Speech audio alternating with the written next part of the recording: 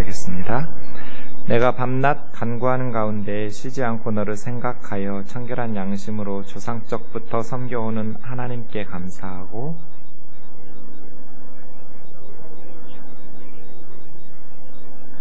이는 내 속에 거짓이 없는 믿음이 있음을 생각함이라. 이 믿음은 먼저 내 외조모 로이스와 내 어머니 유닉의 속에 있더니 내 속에도 있는 줄을 확신하노라.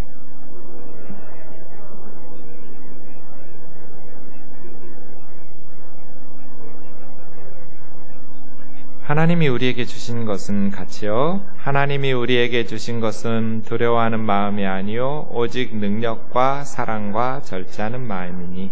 아멘. 오늘부터 2주 동안 디모데 후서 말씀을 묵상하도록 하겠습니다. 디모데 후서는 편지인데요. 편지 형식으로 쓰여 있으니까 1장 1, 2절에 보면 누가 누구에게 썼는지 나와 있습니다. 같이 읽겠습니다. 시작. 하나님의 뜻으로 말미암아 그리스도 예수 안에 있는 생명의 약속대로 그리스도 예수의 사도된 바울은 사랑하는 아들 디모데에게 편지하노니 하나님 아버지와 그리스도 예수 우리 주께로부터 은혜와 긍휼과 평강이 내게 있을지어다. 아멘. 사도 바울이 디모데에게 보낸 편지.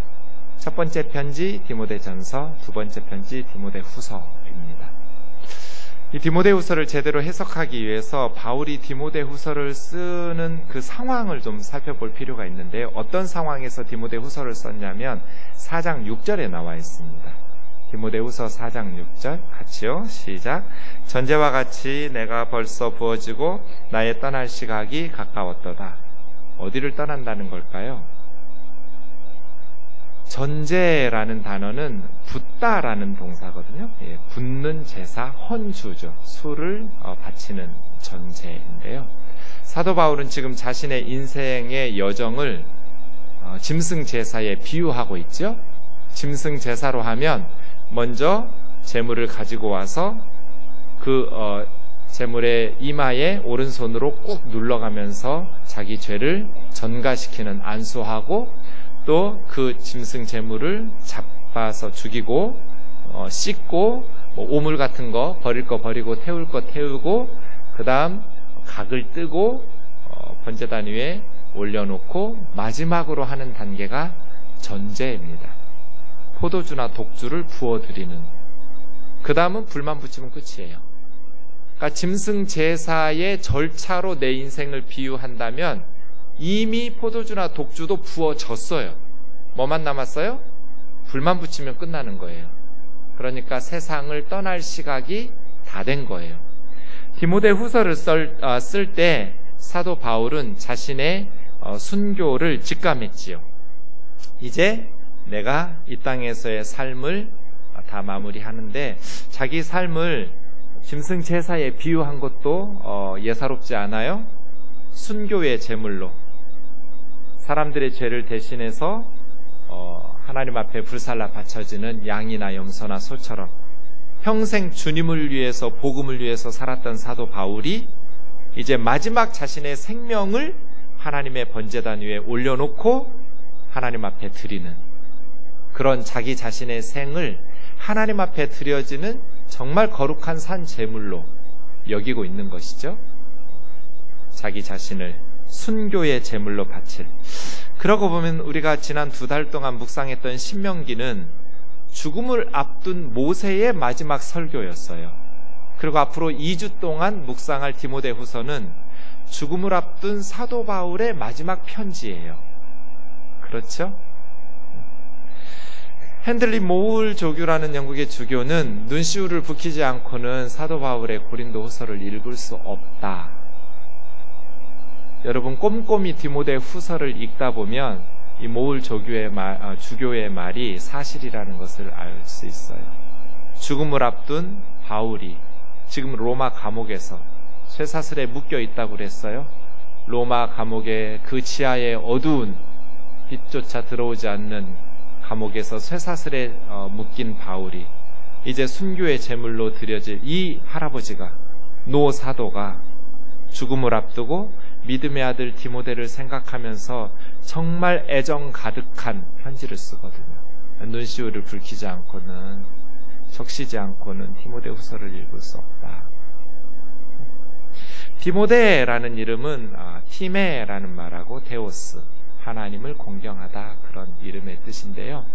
사도행전 16장 1, 2절에 사도 바울이 2차 선교 여행 때 디모데를 선교의 동역자로 함께하기 시작했죠. 이고니온 루스드라 지역에서 복음을 전할 때, 이때가 1차 선교 여행 때 아마 외할머니 로이스, 어머니 유니게가 바울의 선교팀에 의해서 복음을 접하고, 어머니는 믿는 크리스찬인 유대인 출신 크리스찬이고, 그럼 외할머니도 유대인이겠죠. 아버지는 이방인 헬라 사람이었어요. 그런 헬라 아버지와 유대인 어머니 사이에 루스드라에서 태어나서 자라났던 이 디모데인데요.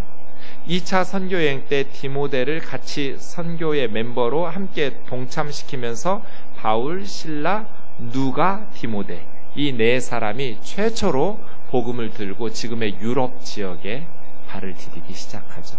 그때 동참했던 디모데인데요. 아마 이때 디모데의 나이는 10대 후반이거나 20대 초반쯤이었을 것이고요. 디모데 후서를 받았을 때는 30대 중반쯤 됐을 것 같아요. 그렇게 추정돼요. 그런데 이 디모데에 대해서 사도행전 16장 2절에서는 이고니온 루스드라 형제들에게 칭찬을 받는 자였다고 그랬어요. 잠시 후에 살펴보겠지만 디모데는 사역자로서의 결격 사유가 너무 많아요. 흠이 많은 사람이에요. 그런데 바울이 동역자로 불러서 같이 선교 멤버로 동참시켰어요. 한 가지 설명했어요. 칭찬받는 자. 누가 교회의 리더가 돼야 돼요? 누가 하나님의 일꾼 사역자가 돼야 돼요? 다른 자매 형제들로부터 칭찬받아야 돼요. 기도 많이 하는 사람? 아니에요. 성경 많이 아는 사람? 아니요. 예배 빠지지 않고 나오는 사람? 아니요. 그런 사람들 리더로 세우는 게 아니에요. 칭찬받는 사람을 리더로 세우는 거예요. 기도 많이 제대로 했다면 칭찬받게 돼 있어요. 성경을 제대로 알기 시작했다면 칭찬받게 돼 있고, 예배를 제대로 드렸다면 칭찬받게 돼 있죠. 처음에는 좀 모자라고 부족해도 점점 말씀과 기도와 예배를 통해서 하나님과 사람들에게 인정받고 칭찬받는 사람들이 돼야죠. 말씀드린 것처럼 디모데는 사역자로서 결격 사유가 참 많았음에도 불구하고 바울이 선교 동역자로 이 어린 디모데를 동참시킨 것은 칭찬받는 사람인 거예요. 칭찬받는 사람. 저와 여러분이 하나님 앞에서 칭찬받는 일꾼 되기를 주의 이름으로 축원합니다. 능력이 중요한 게 아니에요. 하나님의 일꾼은 칭찬을 받아야 돼요. 인정을 받아야 돼요. 얼마만큼 유능해서 능력이 있어서 하나님의 사역에 효과적으로 일할 수 있느냐, 이게 중요한 게 아니에요. 능력을 따진다면 재벌들 불러서 하나님 일 하시죠. 하나님께서 우리같이 모자란 사람들 부르시겠어요? 하나님께서 우리에게 원하시는 건 능력보다는 칭찬받는 착한 사람이어야 하는 것이죠. 그렇게 디모데가 2차 선교 여행 때부터 바울의 선교팀 멤버가 되었어요. 오늘 2절 말씀 보시면 바울은 디모데를 아들이라고, 사랑하는 아들 디모데에게 편지한다고 그랬어요. 바울은 결혼을 안 했어요. 평생 독신으로 살면서 선교에 집중한 사람인데 아들이나 딸이 있을 리가 없잖아요. 그래서 디모데 전서 1장 2절에 보면 믿음 안에서 참 아들 된 디모데, 이렇게 불러요. 바울이 직접 낳은 게 아니고 믿음 안에서 제자 삼았는데 아들처럼. 네, 이 말씀, 믿음 안에서 참 아들 된, 믿음 안에서 참 딸 된 저 디모데 자리에 여러분 이름을 누구를 쓸 수 있어요? 여러분 각자에게 써보세요. 지금 믿음 안에서 참 아들, 믿음 안에서 참 딸, 그 다음에 써야 될 이름이 생각나지 않는다면 여러분 신앙생활 제대로 하는 거 아닌 거예요.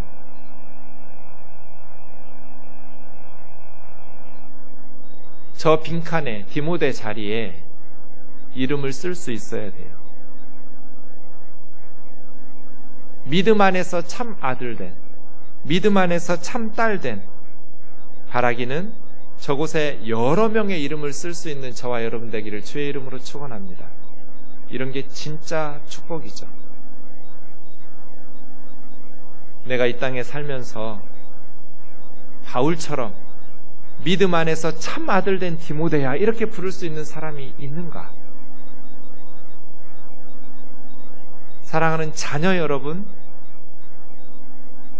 여러분이 믿음의 부모님으로부터 신앙을 계승했다면 육적으로 이 세상에서만 부모 자식 관계가 아니라 영적으로도 어머니 아버지의 참 아들이 되고 참 딸이 될 수 있기를 주의 이름으로 축원합니다.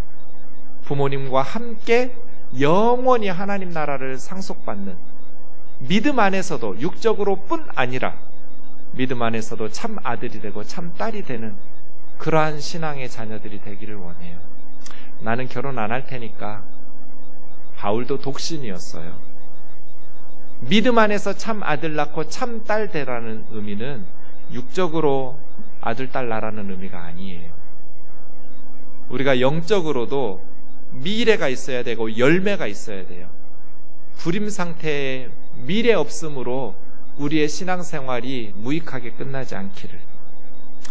어떻게 해야 믿음 안에서 참 아들 된 디모데, 이렇게 영적인 자녀들을 양육할 수 있을까요? 오늘 본문 말씀을 다시 한번 읽어보겠습니다. 3절부터 7절입니다. 시작. 내가 밤낮 간구하는 가운데 쉬지 않고 너를 생각하여 청결한 양심으로 조상적부터 섬겨오는 하나님께 감사하고 내 눈물을 생각하여 너 보기를 원함은 내 기쁨이 가득하게 하려 함이니 이는 내 속에 거짓이 없는 믿음이 있음을 생각함이라. 이 믿음은 먼저 내 외조모 로이스와 내 어머니 유니게 속에 있더니 내 속에도 있는 줄을 확신하노라. 그러므로 내가 나의 안수함으로 내 속에 있는 하나님의 은사를 다시 불릴 듯 하게 하기 위하여 너로 생각하게 하노니 하나님이 우리에게 주신 것은 두려워하는 마음이 아니요 오직 능력과 사랑과 절제하는 마음이. 사랑하는 아들 디모데, 죽음을 앞두고 사도 바울은 사랑하는 아들 디모데가 있기 때문에 맡기고 천국으로 갈 수 있는 거예요. 믿음 안에서 참 아들을 양육해 놓았기 때문에. 만약에 그런 디모데가 없었다면 바울이 에베소 교회를 누구에게 맡기겠어요? 로마 감옥에서 바울이 얼마나 탄식하면서 눈을 감아야겠어요. 그러나 바울이 하나님 앞에 갈 때 믿음 안에서 디모데와 같이 참 아들들을 만들어 놓은 거예요. 그래서 설레이는 마음으로 다음 주일에 말씀 묵상하겠지만 의의 면류관을 들고 기다리고 계실 주님을 생각할 수 있었어요. 어떻게 믿음 안에서 디모데와 같은 참 아들들을 양육할 수 있었을까? 시 한 편 읽겠습니다. 미당 선생님의 여러분 잘 알고 있는 국어 교과서에 나오는 국화옆에서입니다. 한 송이의 국화꽃을 피우기 위해 봄부터 소쩍새는 그렇게 울었나 보다. 한 송이의 국화꽃을 피우기 위해 천둥은 먹구름 속에서 또 그렇게 울었나 보다. 그립과 아쉬움에 가슴 조이던 먼 젊음의 뒤안길에서 이제는 돌아와 거울 앞에 선 내 누님같이 생긴 꽃이여, 노란 내 꽃잎이 피려고 간밤에 모서리가 저리 내리고 내게는 잠도 오지 않았나 보다. 한 송이 국화꽃, 노란 국화꽃이 피우려고 해도 그렇게 많은 일들이 있었어요. 꽃을 피우기 위해서 그 나무는 무서리를 참아내야 되고 소쩍새 소리도 들었지만 그렇게 천둥 번개 먹구름 비바람도 견뎌냈지요. 한 송이 국화꽃이 피우는데도 이렇게 많은 훈련과 정성이 필요하지요. 믿음 안에서 참 아들 된 디모데에도 마찬가지예요. 두 가지 요소가 오늘 본문에서 발견돼요. 첫째 7절 말씀에 보면 하늘의 역할이 있어요. 하나님께서 주셨어요. 디모데에게 능력과 사랑과 절제하는 마음을 주셨어요. 디모데와 같이 영적인 리더가 세워지기 위해서 하나님의 하늘의 역할, 하나님의 은혜가 부어졌어요. 하나님께서 은혜를 부어주신 것, 하늘의 역할만 있었던 것이 아니에요. 오늘 말씀 3절 6절에 보니까 땅의 역할도 있었어요. 그냥 하늘만 쳐다보고 하나님께서 해주세요, 그렇게 해서 리더는 길러지지 않아요. 하나님께서도 은혜를 베푸시고 은사를 베푸시고 하나님께서도 능력과 사랑과 절제하는 마음을 주시지만 땅의 역할들도 있었는데 오늘 본문에 두 가지 땅의 역할 나와요. 첫째는 바울의 역할, 둘째는 외할머니와 어머니의 역할. 바울은 두 가지 역할을 했어요. 먼저 3절 보니까 기도를 했어요. 그런데 디모데를 위해서 어떻게 기도했어요? 밤낮 쉬지 않고 기도했어요. 한 송이 국화꽃을 피우기 위해서, 한 사람 믿음 안에서 참 아들, 영적인 교회의 리더를 세우기 위해서 바울은 밤낮 쉬지 않고 기도했어요. 디모데는 그렇게 양육된 사람이지 어느 날 갑자기 하늘에서 떨어진 사람이 아니에요. 우리도 마찬가지겠죠. 영적인 리더가 세워지기 위해서 누군가가 밤새 무서리가 저리 내리고 먹구름이 그렇게 천둥 번개 속에서 치듯이 그렇게 누군가가 하나님 앞에서 기도하고 눈물로 쉬지 않고 부르짖었겠죠. 저 어릴 때 어머니 따라서 새벽 예배 가면 저는 아무리 눈 감고 오래 기도해도 5분을 넘긴 기억이 없어요. 제 생각으로는 길게 오래 기도한 것 같은데 시계 확인해 보면 5분이 그렇게 길더라고요. 근데 어머니는 기도가 더 길잖아요. 끝나야 같이 집으로 오니까 그냥 내 기도 아무리 길게 해도 금방 끝나버리니까 어머니 기도 마칠 때까지 그냥 새벽 기도 시간에 이런저런 생각도 하고 자기도 하고, 어느 날 우리 선생님 기도 소리가 들렸어요. 농촌교회의 선생님들은 다 농부예요. 맨 앞자리에 앉은, 지금 권사님이시지만 그때는 집사님이셨는데 정경순 집사님이 기도를 하는 기도 소리가 제 귀에 들렸어요. 제 친구들 이름을 부르고 제 이름도 불렀어요. 선생님 반 아이들, 주일학교 아이들 이름을 하나하나 부르면서 이렇게 기도하는 거예요. 하나님, 너무나 소중한 아이들을 저에게 맡겨주셨는데 저는 아는 게 없어서 이 아이들을 가르칠 수가 없어요. 하나님이 가르쳐 주세요. 너무 가슴 아픈 기도예요. 너무나 소중한 아이들을 나에게 맡겨주셨는데 농부인 내가 아는 게 없으니 가르칠 수가 없어요. 그러니 하나님께서 가르쳐 주세요. 그러면서 우는 거예요. 얼마나 속이 타는지. 갈 때마다 그렇게 기도하는 소리를 들었어요, 저는. 우리 아이들 이름 쭉 친구들 이름 불러가면서 울면서 기도하는 거예요. 너무나 소중한 아이들을 나에게 맡겨주셨는데 내가 아는 게 없어서 가르칠 수가 없으니 하나님이 가르쳐주세요. 그 아이들 중에 5명이 목사가 되고 선교사가 됐어요. 제가 조금이라도 하나님에게 유익한 짓을 하면서 산다면 저는 우리 선생님들 기도 덕분이라고 생각하는 사람이에요.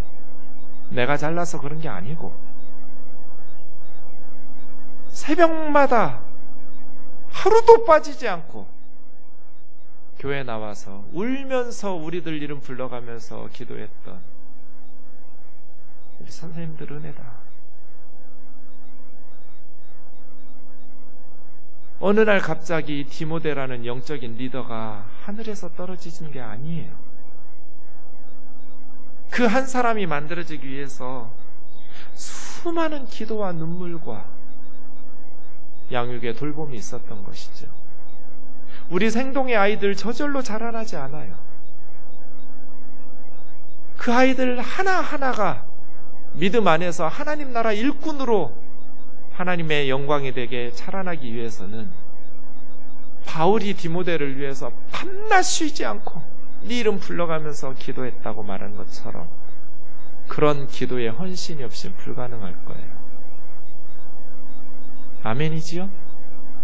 하나님께서 그렇게 우리의 기도를 들으시고 응답하시면서 다음 세대들을 준비하게 하실 거예요.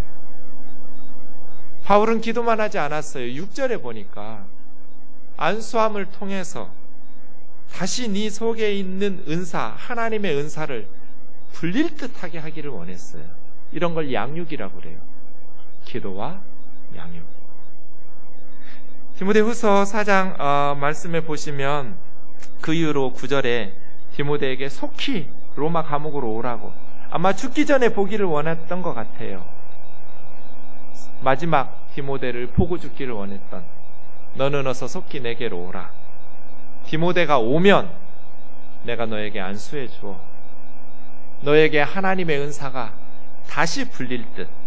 하나님의 은사, 카리스마라는 것은 은혜로운 선물이에요. 선물 사자예요. 그 하나님의 은사는 다양해요. 우리로 하나님을 섬길 수 있도록 직분도 은사, 카리스마라고 불러요. 예. 여러분에게 직분 주신 것, 그 은사예요. 그리고 은사에는 꼭 방언이나 예언이나 통역이나 병고침의 치유나 은사예요. 그러나 그런 신비적인 은사만 있는 건 아니에요. 가르치는 것, 구제하는 것, 봉사하는 것, 섬기는 것, 긍휼히 여기는 것, 이런 것도 다 은사예요. 아, 목사님, 봉사하는 것도 은사예요? 은사예요. 가르치는 것도 은사예요? 뭐 방언 이런 것만 아니요. 그런 신비적인 것만 은사가 아니에요. 다 은혜의 선물이에요. 은사라고 말해요. 유치부 아이들을 잘 가르치는 거, 그 하나님 은사예요. 청소년 아이들을 잘 가르치는 거, 그 하나님 은사예요. 그건 자연적인 것이고 하나님과 상관없이 내가 타고난 재능이 아니에요. 하나님 주신 은사예요. 그러한 은사를 바울은 불에다가 비유했어요. 불. 다시 불 붙이도록. 사랑하는 형제 자매 여러분, 저와 여러분에게 주신 하나님의 은사가 싸늘하게 식어버리지 않기를 하나님께서 다시 불 붙여서 뜨겁게 우리에게 맡겨주신 사명 다할 수 있도록 하나님의 은사를 다시 불 붙여주시는 은혜를 경험하기를 주의 이름으로 축원합니다. 오늘 오전 목사님 말씀 주신 것처럼 부활하신 주님을 다시 만나야 되고 변화산에 오르신 주님을 다시 봐야 돼요. 세상에 어떤 집회, 뜨거운 은사 집회 가라는 것이 아니고 우리 주 예수 그리스도를 다시 만나야 돼요. 예수 그리스도의 십자가를 다시 만나야 되고 주 예수 그리스도의 복음을 다시 만나야 돼요. 주님이 어떤 분인지 다시 우리 눈을 열어 새롭게 보게 하심으로써 우리 속에 있는 하나님의 은사가 다시 불붙기를, 상한 갈대를 꺾지 아니시고 꺼져가는 심지를 끄지 아니시는 우리 자비로우신 주님의 은혜로 상한 갈대 어디다 써요? 꺼져가는 심지 어디다 써요? 이미 끝난 것 같잖아요. 그런데 주님은 그렇지 않고 다시 활활 불붙이시는 분이잖아요. 주님은 재활공장 사장님 같아요. 우리 다 쓸모없이 버려진 실패한 인생들, 무능하고 연약한 인생들을 다시 멋지게 불붙여서 상한 갈대가 다시 사명 감당하도록, 꺼져가는 심지가 다시 활활 불타오르도록 바울이 지금 디모데에게 그 얘기하는 거예요. 빨리 오라고. 내가 너에게 기도해 주어서, 안수해 주어서 너 속에 있는 하나님의 은사를 다시 불붙여주고 싶다고. 이때뿐이겠어요?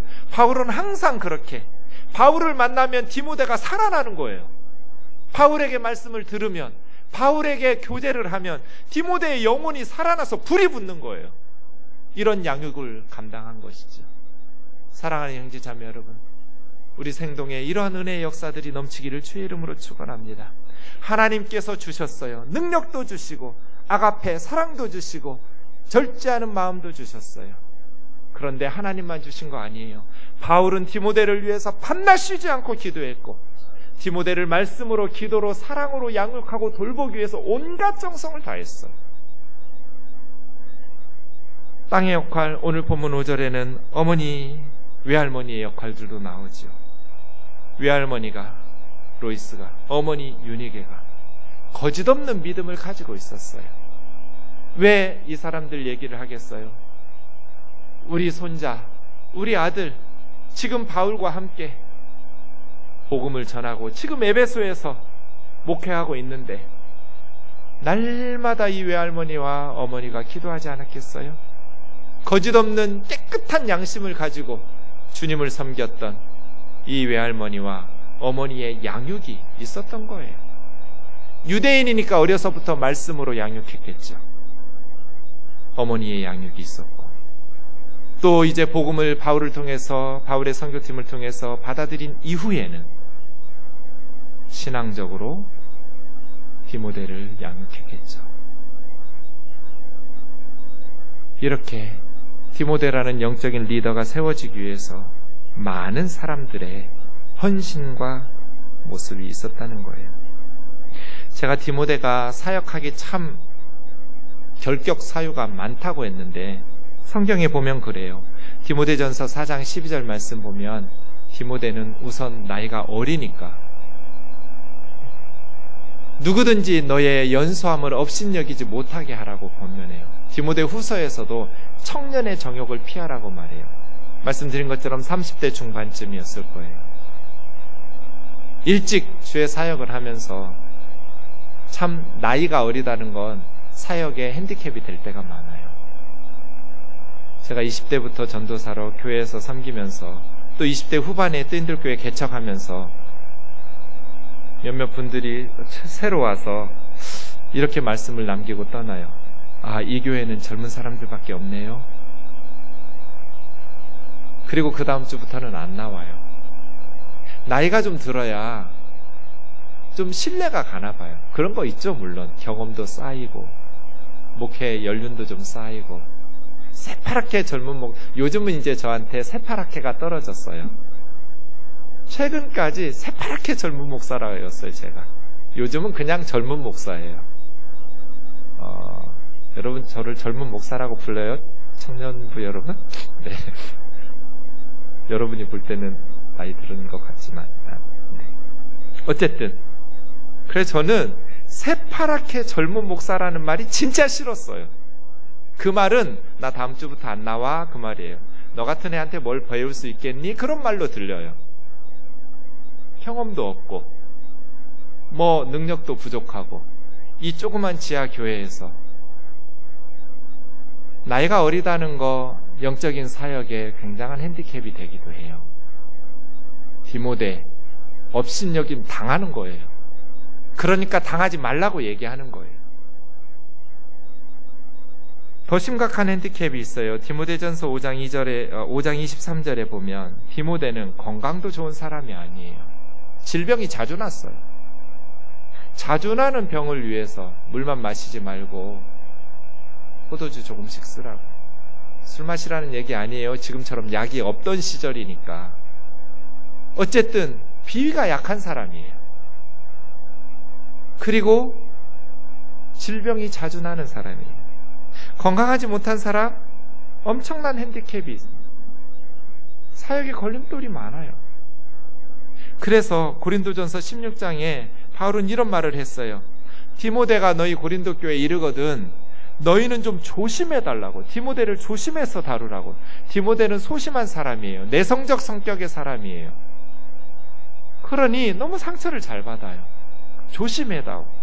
그리고 그로 두려움이 없이 너희 가운데에서 사역하게 해달라고 부탁을 해요. 특별히 소심하고 연약하니까, 두려움이 많은 사람이니까. 디모데 전후서 보면 그런 내용이 가득해요. 오늘 7절에서도 하나님 주신 건 두려워하는 마음 아니라고 말한 것도 있지만 그런 구절들이 많단 말이에요. 결격 사유가 너무 많은 사람이에요, 디모데는. 그러므로 누구든지 디모데를 멸시하지 말라고. 이런 편지 왜 하겠어요? 사람들이 디모데를 멸시하니까. 멸시할 만한 요소가 디모데에게는 너무 많으니까. 멸시하지 마라. 좀 리더답게 당당하고 이래야 되는데 너무 연약하고 착하긴 한데 순하고 내성적이고 소심하고 게다가 질병도 자주 나고. 그래서예요. 그런 디모데를 바울은 밤낮 쉬지 않고 기도로 세운 거예요. 영적인 리더로. 그리고 계속 격려해 가면서 낙심하지 말라고, 포기하지 말라고 기도로, 말씀으로 양육하면서 디모데가 하나님 주신 사명을 감당할 수 있도록 잘 돌봐준 거예요. 이러한 따뜻한 보살핌과 양육이 없었다면 디모데는 영적인 리더가 되지 못했을 거예요. 우리도 누구에겐가 그렇게 따뜻한 리더였으면 좋겠어요.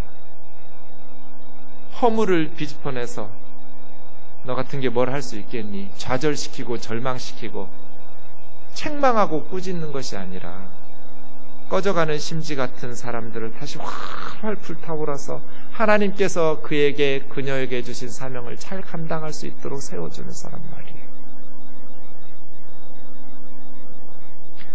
오늘 본문에 보면 바울은 디모데를 향해서 세 가지 생각을 했다고 그랬어요. 3절에서 5절이 그런데요. 첫 번째, 내가 밤낮 간구하는 가운데 쉬지 않고 너를 생각했다고 그랬어요. 참 감동적이에요. 너를 생각했다고.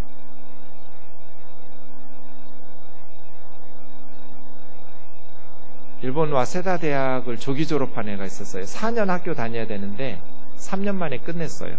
1년이 남잖아요. 대학원으로 바로 진학하려다가 부모님의 권면을 받고 1년을 좀 늦추기로 했어요.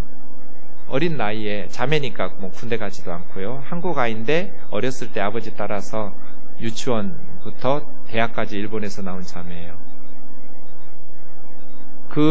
쉬는 1년 동안에 어떻게 저를 소개받고 메일이 왔어요. 목사님, 아무개로부터 소개받았는데 제가 2달 동안 목사님한테 성경 좀 배울 수 있을까요? 잠깐 고민하다가 너무 기특하잖아요. 그래서 한국에 오면 가르쳐 주겠다고. 그래서 매주 성경을 가르쳤어요. 그러면서 참 많은 이야기들이 있었는데 제 아버지가 은퇴할 때가 됐어요. 직장을. 엄마 아빠는 은퇴하면 한국에 와서 살 거래요. 그래서 저는 당연히 그럼 너도 오겠네? 라고 했는데 단호하게 안 올 거라고. 그럼 너 어디서 살고 싶은데? 일본이나 미국에서 살고 싶은데 한국에서는 절대로 살고 싶지 않다고. 너 한국 사람인데 왜 한국이 싫어? 한국이 편하고 좋대요. 한국인이니까. 일본에 비해서 조금도 뒤지지 않는 문화생활을 할 수 있고. 그런데 한국에서 사는 게 두렵대요. 왜 두려워? 한국 사람들은 사람을 너무 소홀히 여긴다고. 교회를 가면 사람들이 자기에게 관심 있다고 느낀 적이 한 번도 없어요. 질문을 듣고 일본에서는 한 번도 들어보지 못한 질문들을 던진다는 거예요. 한국 사람들은. 어느 학교 다니냐? 아버지 직업은 무엇이냐? 심지어 아버지 연봉은 얼마나 되냐? 그거 하면 얼마나 버냐? 일본에서 한 번도 들어보지 않은 질문들 한국 교회에서 듣는다는 거예요. 그리고 나서 본인이 깨달았어요. 한국 사람들은 나의 배경에 관심이 있구나. 나에게는 관심이 없고 내가 가진 배경으로 나를 판단하려고 하는구나. 내가 나온 학교, 내 직업, 내 전공, 내 외모, 그걸로 사람을 판단하지 그 사람이 어떤 생각을 하면서 사는지, 그 사람이 어떤 꿈이 있는지, 어떤 아픔이 있는지, 어떤 성품을 가지고 어떤 삶을 살기를 원하는지 이런 질문을 한 번도 들어본 적이 없어요. 바울은 디모데를 생각했어요. 이게 첫 번째 생각이에요. 너를 생각했다고. 나는 네 생각한다고. 너의 능력을 생각하고 너를 통해서 어떻게 에베소 교회를 아니면 내가 선교한 교회를 사역의 도구로 삼지 않았어요. 교회에서 우리 청년들을 사역의 도구로 삼지 않으려 애써요. 여러분에게 관심을 가지고 여러분 한 사람 한 사람에게 주목하고 여러분이 잘 되기를 바라고 행복하기를 원하고 믿음 안에서 주님의 제자로 건강하게 영육간에 자라날 수 있기를 원해요. 여러분의 능력이나 스펙에 관심이 있는 게 아니라 여러분 자신에게 관심이 있는 교회가 되었으면 좋겠어요. 너에게 관심이 있다.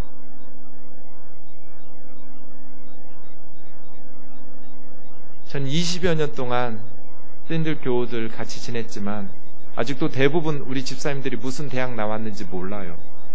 물어본 적도 없고 관심을 가져본 적도 없어요. 대학을 나왔는지 안 나왔는지, 고등학교 나왔는지 중학교 나왔는지 몰라요. 우연히 알게 되는 경우는 있지만 들어서 한 번도 질문을 던지거나 해서 호기심을 가져본 적이 없어요. 20년 같이 날마다 교회에서 만나고 매주 만나는 분들도 있지만 제가 가장 사랑하는 아이 중에 하나는 제 여동생이에요. 제 여동생 결혼한 지 거의 20년 돼가요. 제 여동생의 남편이 무슨 대학 나왔는지 저는 지금도 몰라요. 관심도 없어요. 물어본 적도 없고.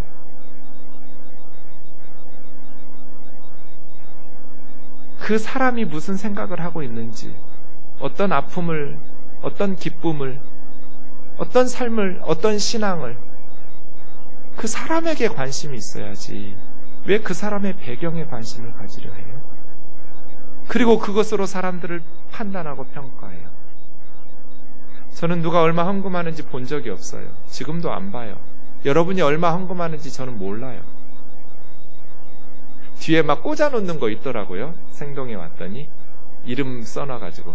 근데 진짜 궁금해서 보고 싶은 마음이 있었어요. 꾹 참고 안 봤어요. 보고 나면 제 마음에 선입견이 생겨요. 아, 우리 목사님 이만큼씩 헌금하셨구나. 아, 우리 장로님은 이만큼씩 헌금하셨구나. 찌꺼기가 남아요. 그래서 사람을 대할 때 그런 걸로 평가하려고 해요. 제 속에 그런 악함이 있다는 걸 저는 알아요. 그런 연약함이 있다는 걸 알아요. 그런 능력이 없는 사람은 아예 거리를 두는 게 지혜로운 거 아니겠어요? 바울은 세 가지를 생각했는데 첫 번째 생각이 너예요, 너. 기도하면서 밤낮 너를 생각하면서 하나님께 감사한대요. 디모데 생각할 때마다 감사해요. 왜? 하나님께서 디모데를 만들어주셨으니까. 오늘날의 디모데는 하나님의 은혜고 하나님 작품이니까. 그래서 하나님께 감사한대요. 두 번째, 바울이 무슨 생각을 했어요? 디모데의 눈물을 생각했어요. 정말 가슴 저미는 얘기예요. 디모데 걱정되는 거예요. 그 드세 에베소 성도들이 엄청난 박해 가운데 있는 교회를 디모데같이 연약하고 자주 아프고 소심하고 두려움 많은 겁 많은 아이가 어떻게 감당할까? 디모데가 보나마나 울고 있을 거잖아요. 디모데는 눈물의 사역자였거든요. 저놈은 울고 있을 거예요. 자기가 사역하다가 힘드니까 울기도 했겠지만 이 스승이 감옥에 갇혀서 죽음을 앞두고 있을까 내 걱정하느라고 또 울고 있을 것이고, 바울 걱정하느라고, 또 교회 걱정하고 성도들 염려하느라고 착하니까 울면서 기도하고 있을 거예요. 두 번째 바울이 생각한 건 울고 있는 디모데예요. 내 눈물을 생각하여 너 보기를 내가 심히 원한다.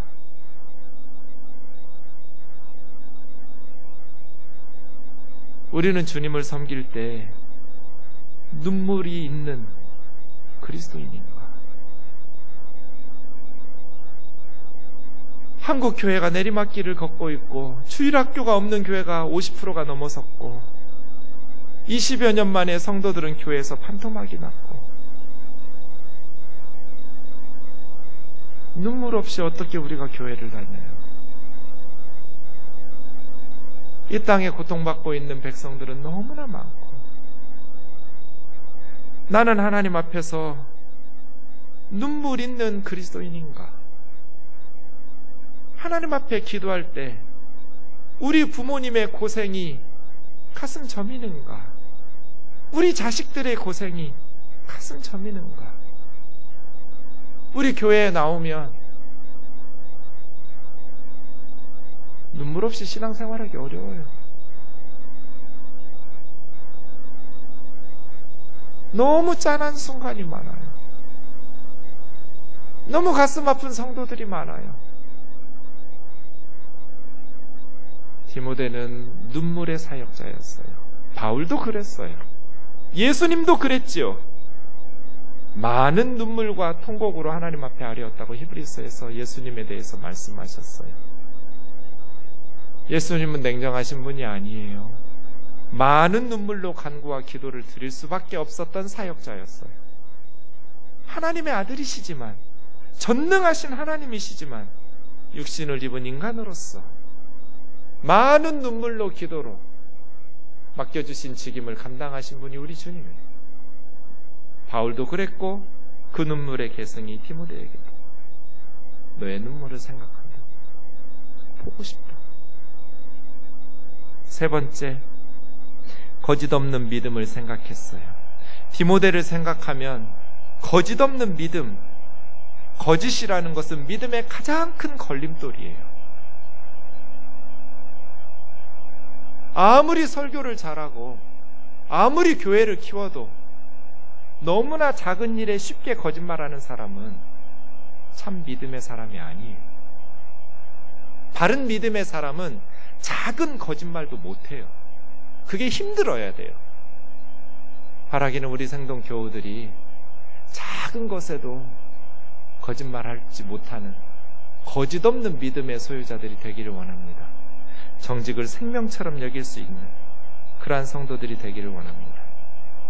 하나님께서 우리에게 주신 것 두려워하는 마음이 아닙니다. 요한계시록 21장 8절에 보면 둘째 불못에 던지는 목록 중에 첫 번째가 두려워하는 자들입니다.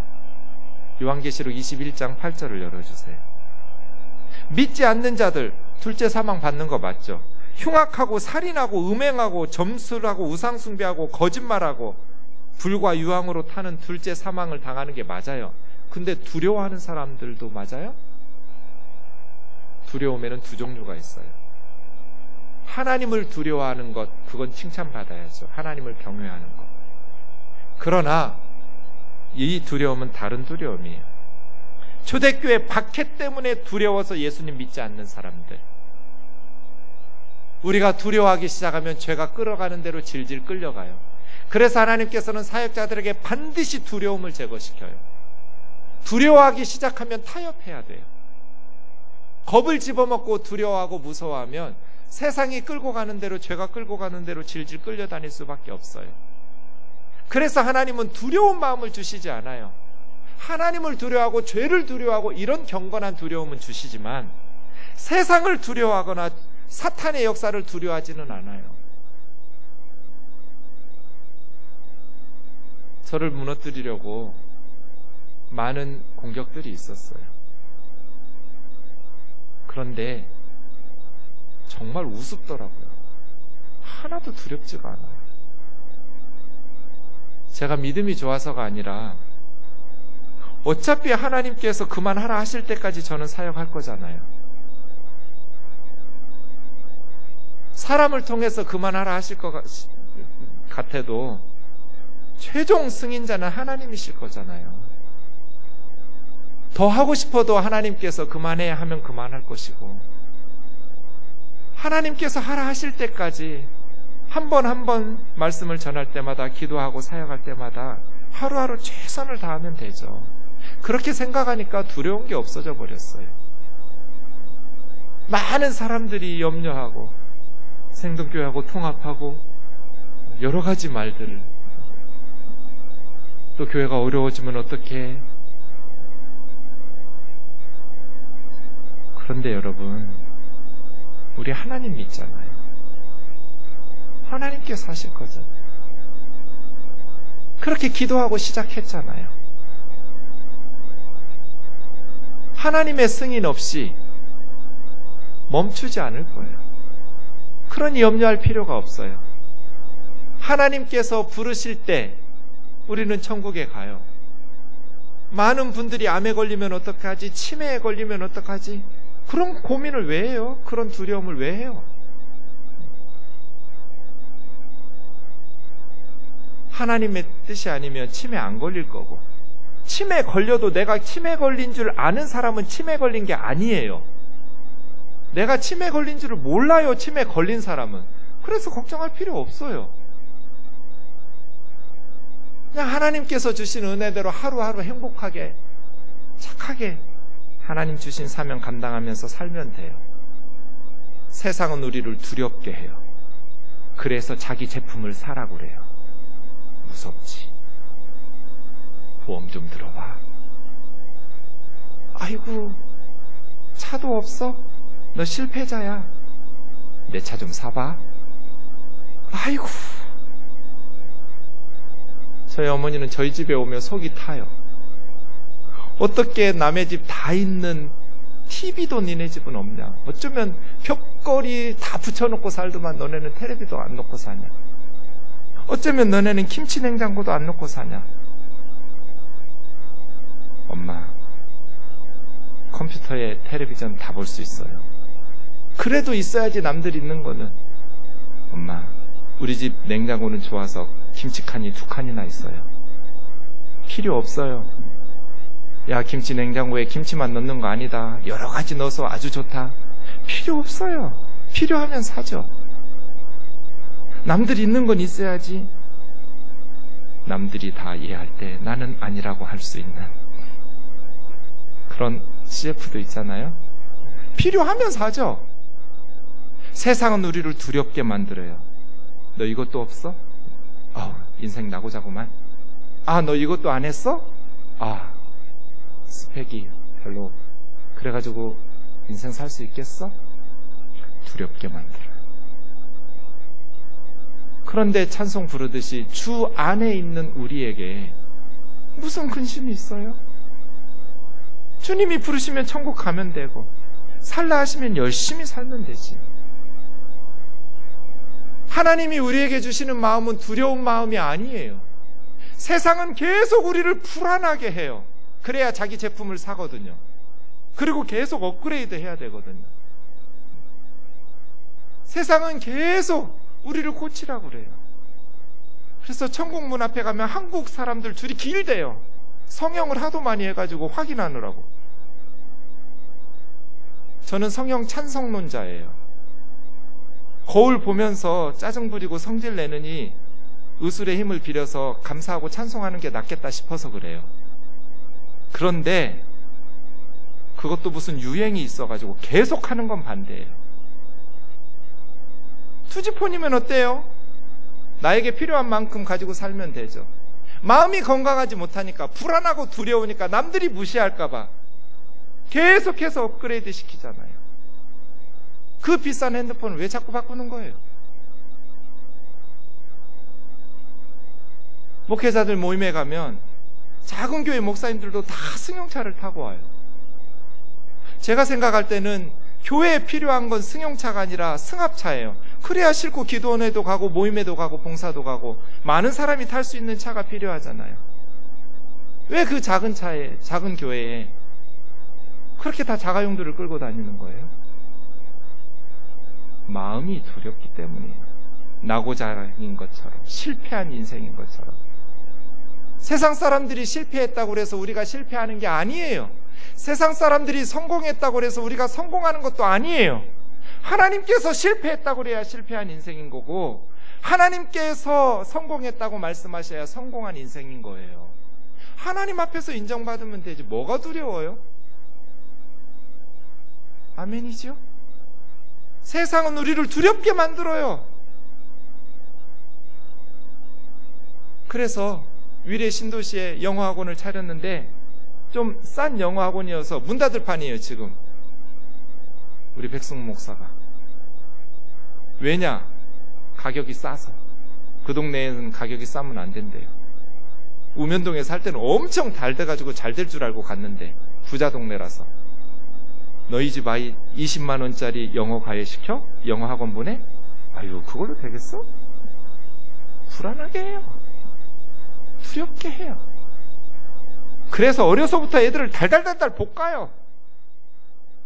부모들이 다 미쳤어요. 자기가 두려우니까, 불안하니까, 세상 살아나니까 불안하고 두려우니까. 뭐가 그렇게 두려워요? 뭐가 그렇게 불안해요? 주님 안에 있는데. 그의 아들 예수 그리스도 십자가에 아끼지 않고 우리를 위해서 주신 하나님이 계시는데, 그래서 하나님이 우리에게 주시는 건 두려워하는 마음이 아니에요. 두려워하는 마음을 가지고 있으면 세상과 타협을 해야 돼요. 죄가 끌고 다니는 대로 끌려다녀야 돼요. 여러분 마음을 살펴보세요. 여러분을 두렵게 하는 게 뭔지, 정말 하나님의 평가가 두려운지, 아니면 세상의 평가, 사람들의 평가가 두려운지, 정말 우리 아이의 인생이 걱정해서 그렇게 아이를 닥달하는지, 아니면 세상 사람들의 평가, 나에 대한 평가 때문에 내가 불안해하는 것인지 정직하게 하나님 앞에서 검증해 보세요. 돈이 꼭 필요하죠. 그런데 이 세상 사는데 그렇게 많은 돈이 필요하진 않아요.